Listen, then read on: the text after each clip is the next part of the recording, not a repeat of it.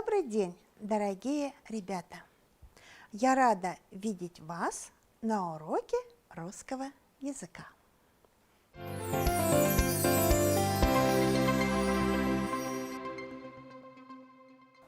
Начинается урок. Он пойдет ребятам впрок. Постарайтесь все понять, учитесь тайны открывать. Проведем словарно-орфографическую работу. Отгадайте загадку. У меня есть верный друг. Хоть без глаз он и без рук. Он повешен на стене, безотказно служит мне. Каждый месяц, целый год, дням, неделям счет ведет. И с восхода до заката мне показывает даты. Этот друг родился встарь и зовется календарь. Запишите слово, выделите орфограммы, рассмотрим лексическое значение слова календарь. Календарь – это способ счисления дней в году. Давным-давно в Древнем Риме был разработан солнечный календарь, который состоял из названий, связанных с римскими богами, императорами и просто числами. Современный календарь называется Григорианским, новый стиль. Он был введен папой римским Григорием XIII в 1582 году и заменил юлианский календарь, старый стиль, который применялся с 45 года до нашей эры и прослужил людям 1637 лет. Представляете? В ряде мусульманских стран используется лунным календарем, и летоисчисления григорианского и мусульманского календарей не совпадают. Найдите в энциклопедии или в интернете, какие еще календари мы можем встретить. Прочитайте предложение. Ребята купались, загорали. Ребята не купались, а загорали. Ребята купались, но не загорали. Ребята купались и загорали. Что общего между этими предложениями? Правильно, это предложение с однородными членами предложения. А что разного? Правильно, разные способы постановки запятых в предложениях и разный смысл предложения. Тема нашего урока – однородные члены предложения, связанные союзами и, а, но.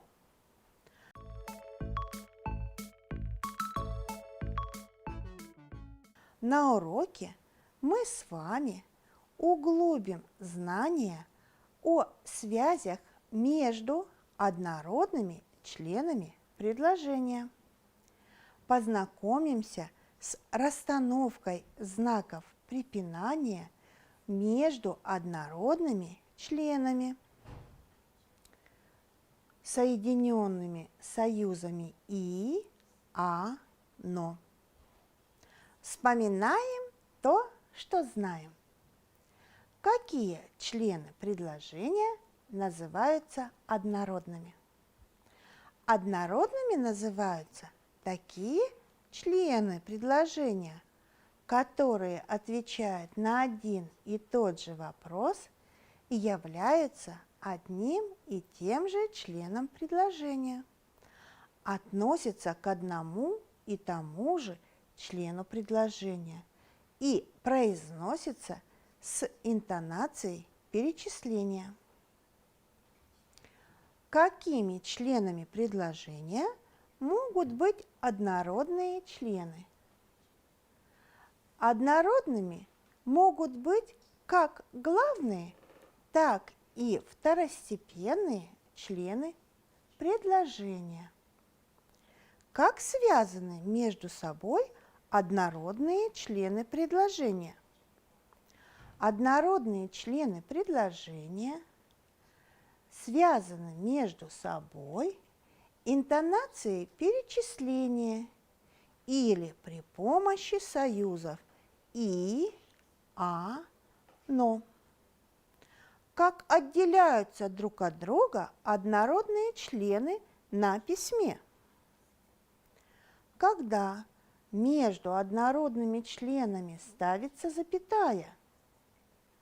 Запятая между однородными членами предложения ставится, когда они связаны между собой интонацией перечисления. За окнами поезда проносились лес, поля. Запятая разделяет однородные члены предложения. Когда между однородными членами запятая не ставится. Запятая между однородными членами предложения не ставится, если они соединены одиночным союзом «и». Например, за окнами поезда проносились лес и поля. Спешите предложения. Расставьте недостающие знаки препинания. Подчеркните однородные члены предложения. Проверьте себя. Листья летели, усыпали дорожки, ложились под ноги золотым ковром. Однородные сказуемые летели, усыпали, ложились, связаны между собой интонацией перечисления. Значит, между ними ставится запятая. Следующее предложение. Старый лес шумел ровно и неумолчно. Однородные обстоятельства ровно и неумолчно связаны между собой при помощи союза «и». Значит, между ними запятая не ставится.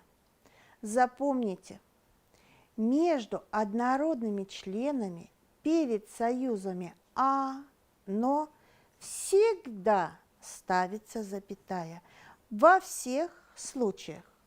Например, месяц светит, но не греет. Ваня не шел, а бежал босиком по горячей дороге. Соедините предложение и схему. Посмотрите, как схематично изображаются такие предложения с однородными членами. Спешите пословицы. Как вы понимаете их смысл? Вставьте пропущенные знаки препинания. Зимой земля отдыхает, а весной расцветает. Туча прошла, но дождя не принесла. Где вы поставите запятую?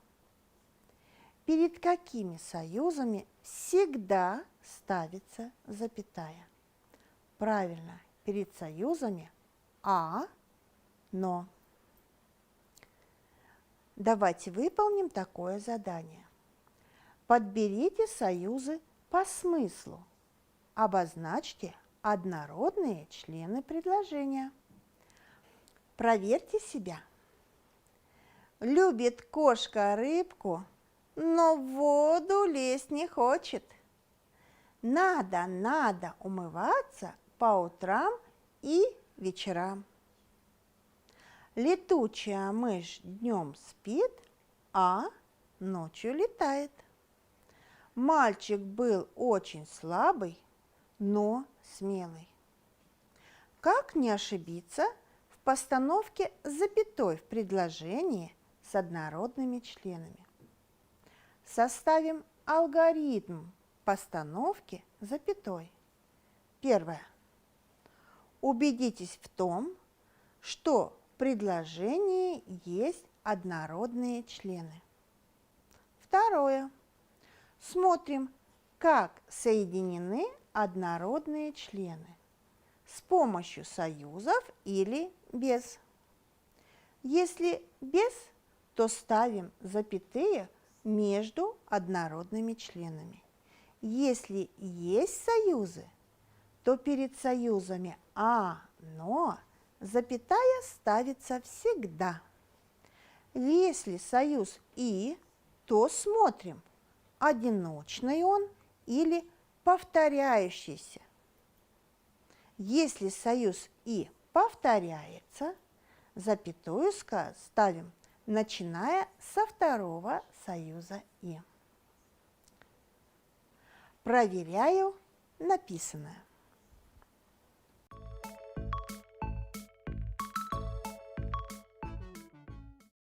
Найдите предложение, соответствующее схеме.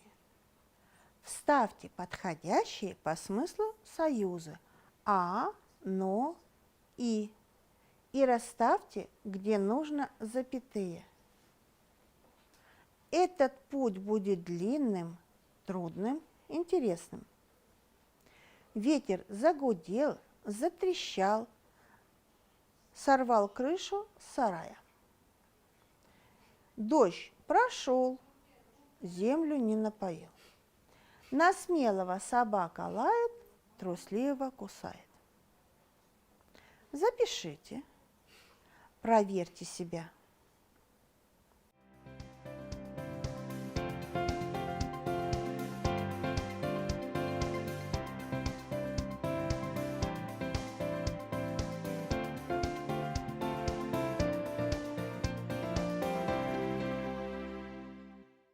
О чем следует помнить, когда вы встречаете предложение, в котором два однородных члена связывает союз «и»? Когда два однородных члена связываются в предложении одиночным союзом «и», запятая перед союзом «и» не ставится. Из каждой пары предложений составьте одно с однородными членами. Уберите повторяющиеся слова. Используйте подходящие по смыслу союзы. Проверьте себя.